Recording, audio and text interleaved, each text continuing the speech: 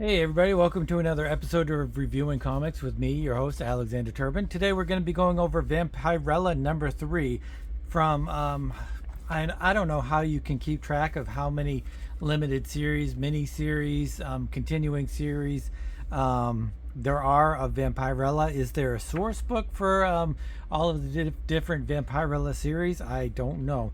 But this is part 3 of Fear of Mirrors because it's in the back. But before we get into that, I'd like to show you some of my own work. This is Morgrim, the Savage Cyclops number 1, and it's on Kickstarter right now.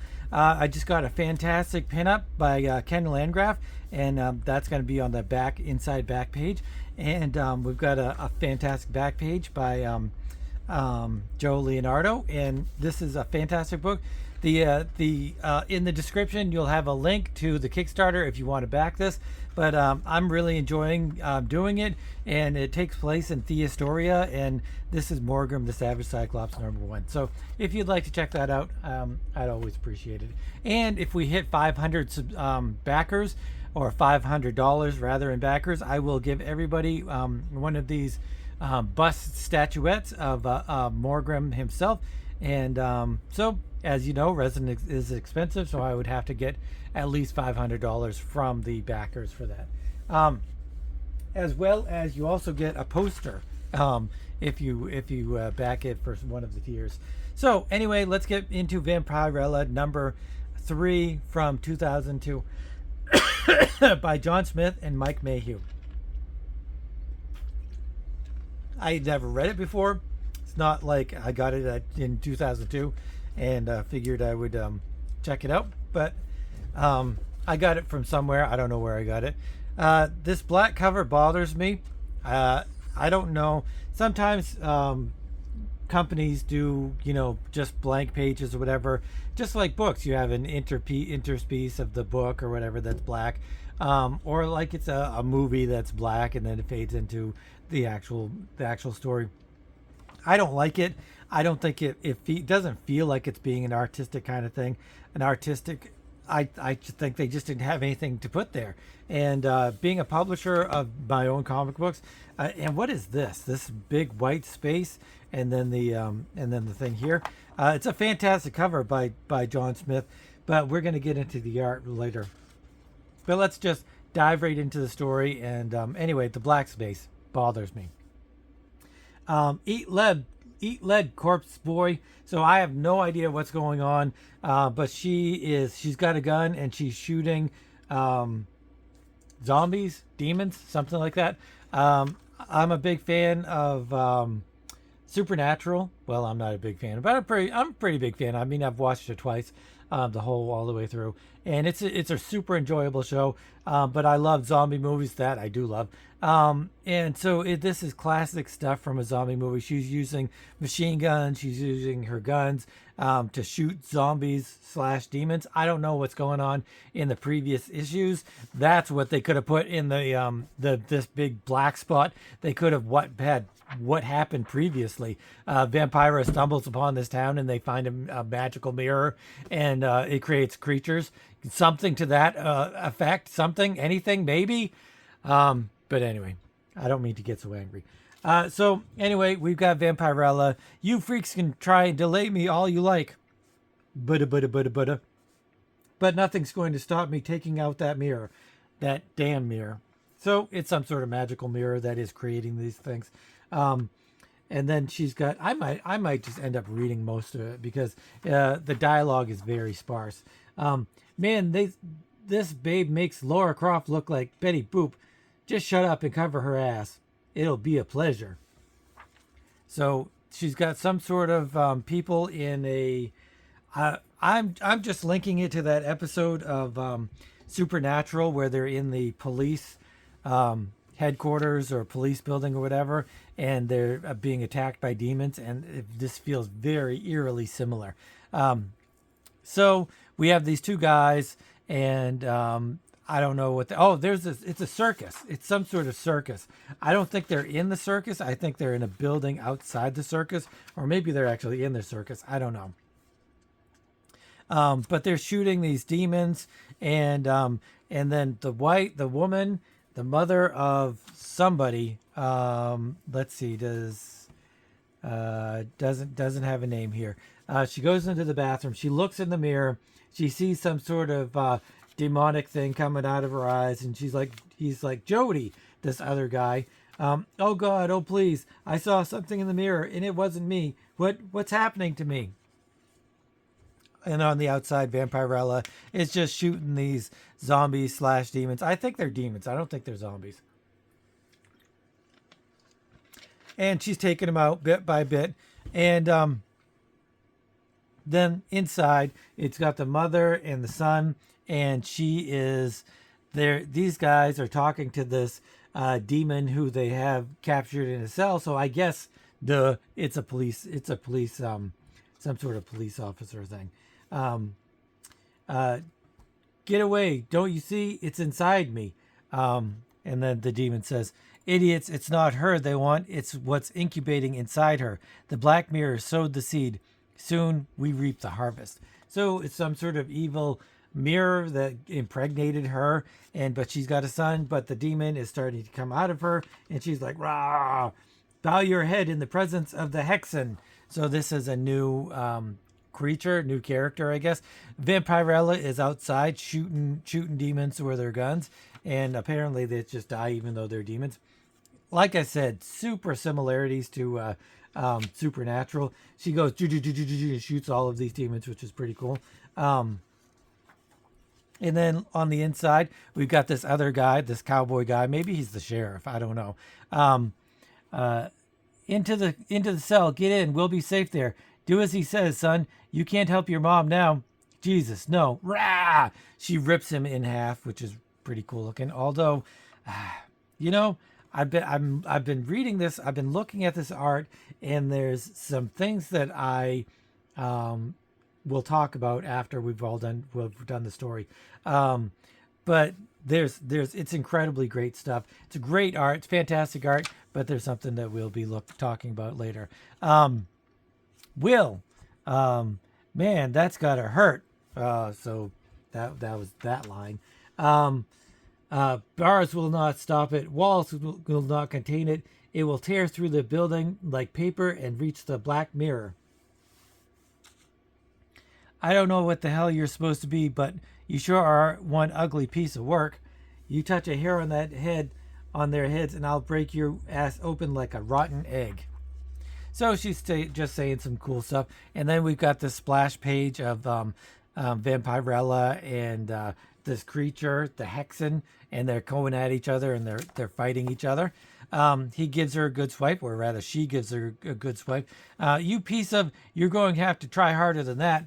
And then I don't know what happens here. She gets up and she foot stomps her, but she rolls out of the way,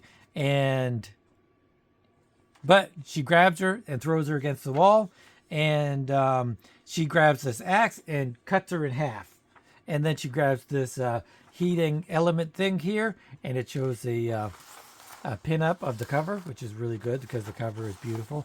This art is truly it's beautiful. It really is. I love the stains of her stomach.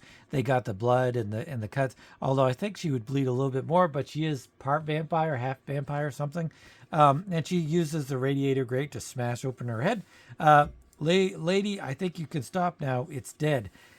He's talking about his mother, and he's very cold. But we will talk about that in the writing when we go over the writing. And then she kind of faints from the loss of blood. You haven't won. This is just a setback. We will regroup. We will grow stronger. We are midwives to the Hexen, and it has only just begun. Man, you superhuman freakoids never know when to shut up. Welcome to Disneyland, dude.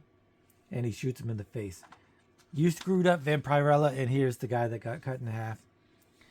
I sent you all this way, and you screwed up. How does it feel to let hell slip through your fingers?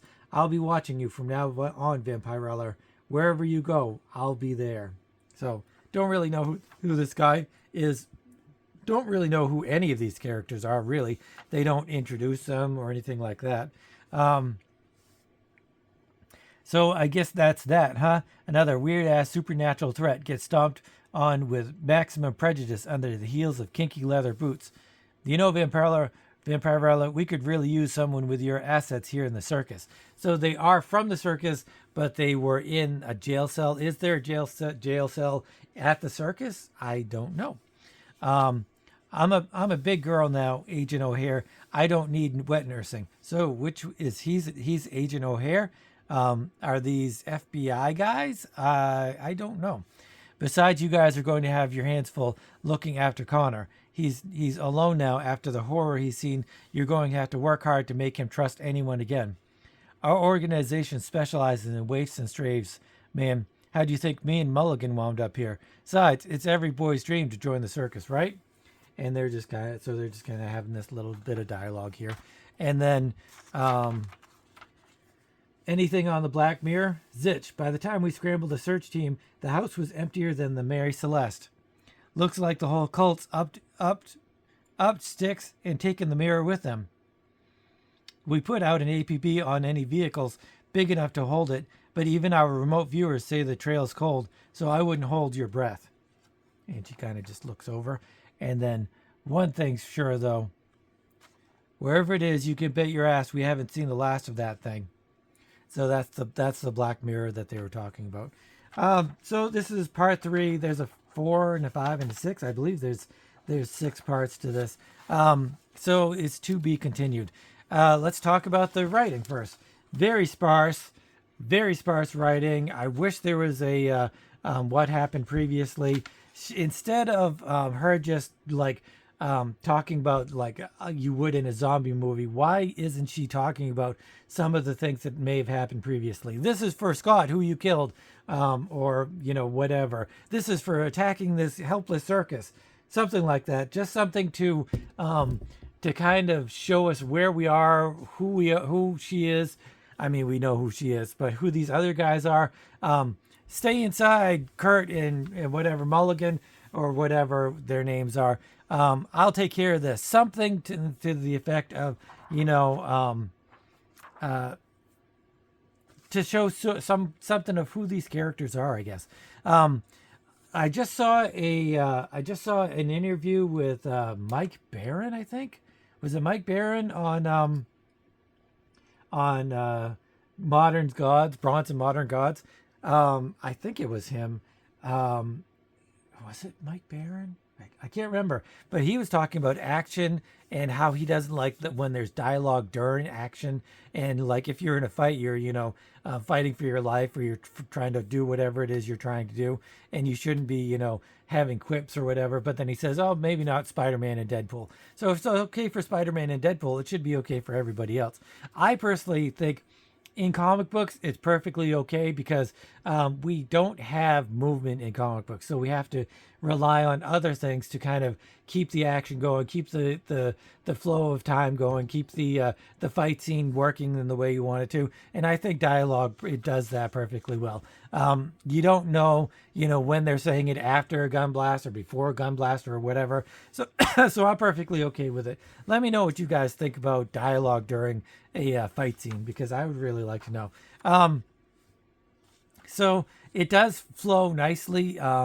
And the dialogue is good. I mean, what few characters there are, they do have their own kind of voices, their own kind of characterizations and stuff like that. The mom, it kind of, I don't know, some of this doesn't really make sense because this kind of thing happens and then she doesn't really scream or anything.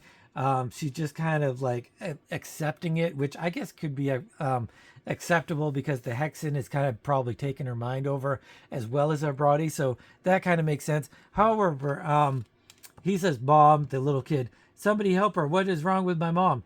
And he says that, but he's not screaming. I think if I was a little kid and my mother was turning into a demon, I would have been freaking out and screaming and stuff.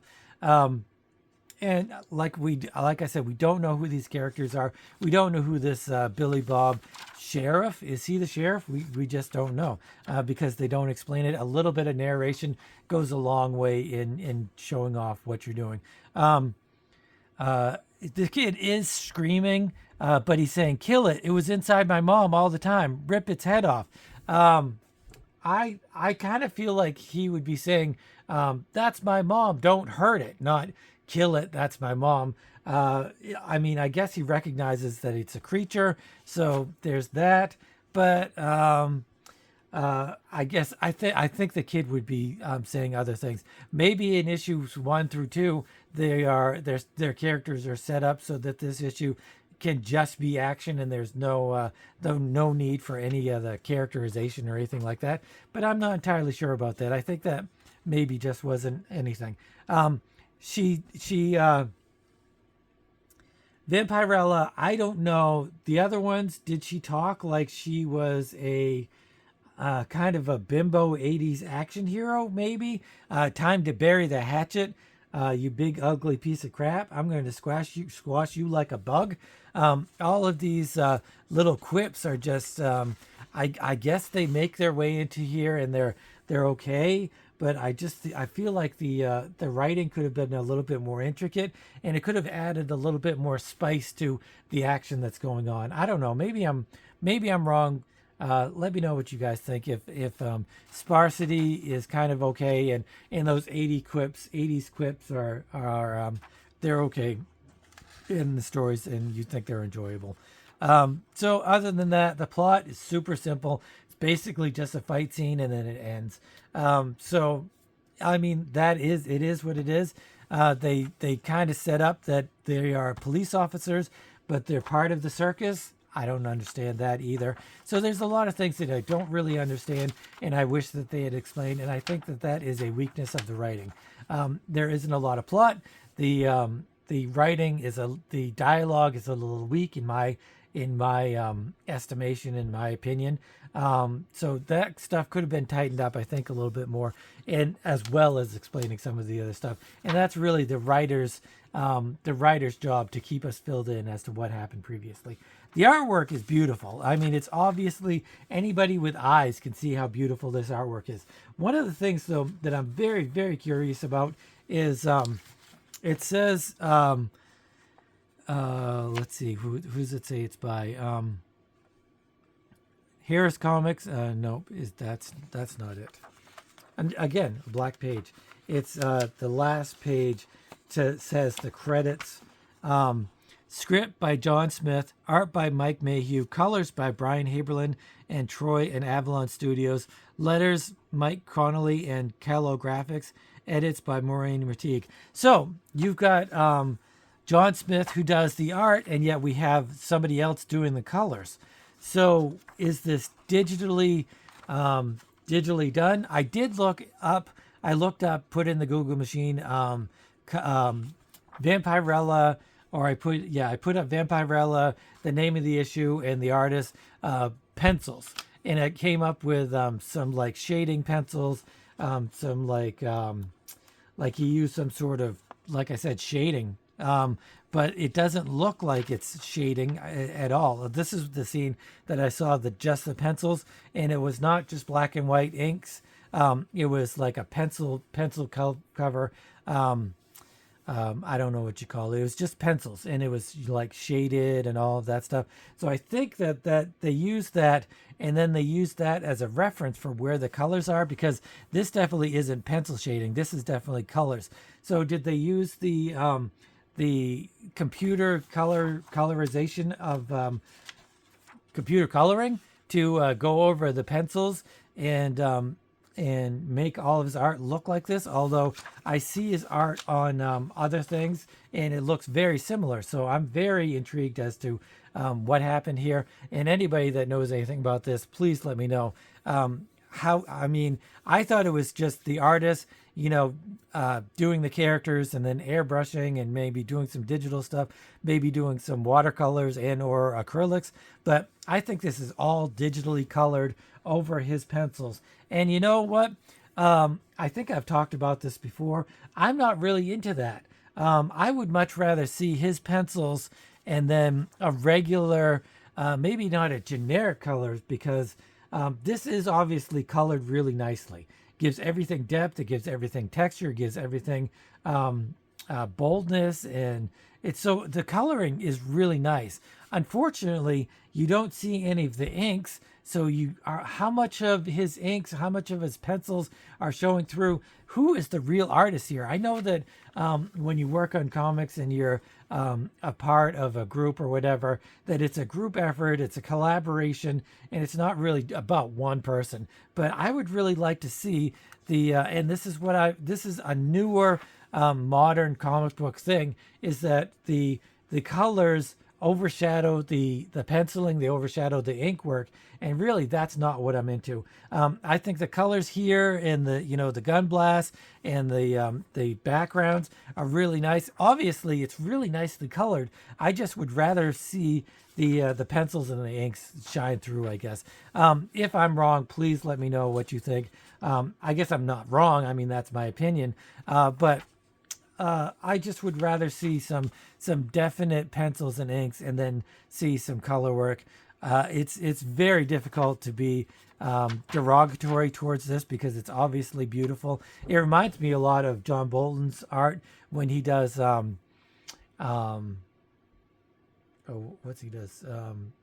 of Magic with Neil Gaiman. It really reminds me of that, although that's not digitally colored. Is it digitally colored? I never thought of that. I don't think it is, because that came out in the early 90s and they weren't doing that quality digital coloring. So I'm not entirely sure. Another one of my problems is with painted stuff like this is the backgrounds are usually pretty sparse. You've got the cell. That's really great. Some of these places you got more cell, but a lot of this stuff is just kind of action colors. You do have this doorway, which is pretty cool, and you've got this the flooring, which is really great. But a lot of this, you've got the window, which is cool backgrounds. So there are a lot of good backgrounds, but some of it feels a little bit vacant too. They could have added some desks or something, especially here in this. This looks like a very vacant, open area, and that's kind of it has a vacantness. Also, the grass is a little bit flat. Almost reminds me of like a video game where they don't use any of the textures or anything like that to give the worldly effect that you have in a lot of video games. But I mean, the artwork, I can't say anything bad about it. It's obviously good. Like I said, anybody with eyes can see that it's obviously fantastic artwork. Especially, I mean, you look at the cover, which I don't think this was colored by those other guys. I think this was colored by John himself. John? No, Mike Mayhew. I think this was colored by himself, and it looks so similar to the interior colors. Although you can tell when you really look at it, like this is obviously watercolored, and which is really fantastic because watercolors are so hard. But he does a really fantastic job, and this is not all watercolor. This is all digital. I'm thinking. 2002 is when people are really doing a lot of digital coloring and stuff. So anyway, here it is, Vampirella #3, something of the mirror. It's reflections of the mirror. It is something of the mirror. Fear of Mirrors, Part 3. I wish they had that on the cover or the inside cover. But anyway, I'm going to give this I would buy this to resell it. This is worth like $8 or $9 on eBay. So I would buy this to resell it. I would buy more Vampirella anyway. She's a cool character, and she's got some good stories in her, or that people have used. So I understand why a lot of people like Vampirella. I don't know. I'm not a huge fan of hers. I don't know. It's hard to say. It would be, I would have to look on the interiors in the dollar bin and see if I was, into it or not. If I thought I would buy this just for the art, because the art is beautiful, even if I've, knocked it around a little bit.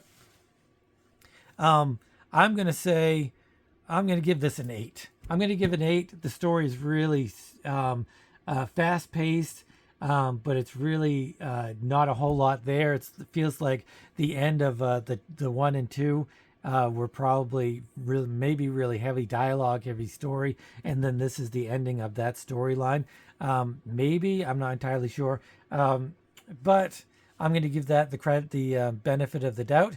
And so I'm going to give it an 8. It's not anything great. The artwork is really pretty good, but there's still a few flaws with it that I don't really love. And the story is just, it is what it is. It's the ending of an action ending of a story. It's an action book with not a lot of other stuff going for it. So there you go. Vampirella, Fear of Mirrors, number 3. I'm giving an 8.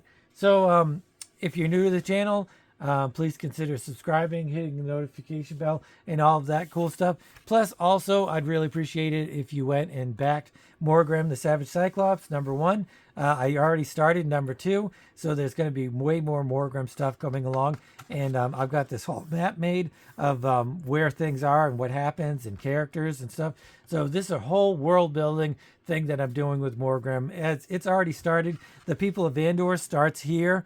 Or it starts in Vandor rather, and they go to this island where there's like a sacrificial demon kind of thing, and that's all on Instagram. If you check out my Instagram, but anyway, I'd appreciate it if you back it, but you don't, that's okay too. I'll have a link in the description. And till next time, Vampirella number 3, Fear of Mirrors, giving it an 8. Thanks for watching, and have yourselves a great weekend. And as always, keep on creating.